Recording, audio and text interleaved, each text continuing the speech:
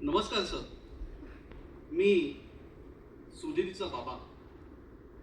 Sir, मला सुधीरविषयी आपल्याशी मनमोकळं बोलायचं होतं.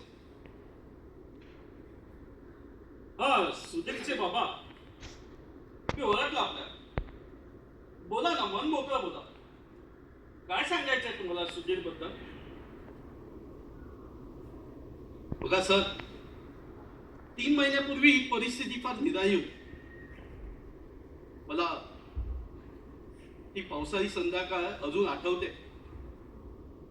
रिक्षावाल्याची चूक होती आणि माझ्या मुलाला भोगावं लागलं.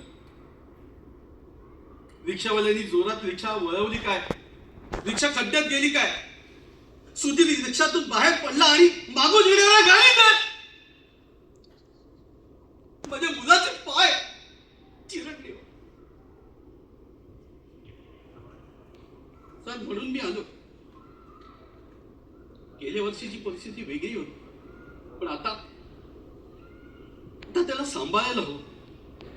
नाही, घरी आम्ही सांभाळतो, पण वर्गात तो एकटा तर पडत नाही ना. हे बघा सुधीरचे बाबा, अहो, वर्गामध्ये सगळे सण सांभाळून घेतात. सुधीर हा अतिशय गुणी मुलगा आहे आणि चित्रकलेमध्ये आणि गोष्ट सांगण्यामध्ये त्याचा कोणीच हात धरू शकत नाही.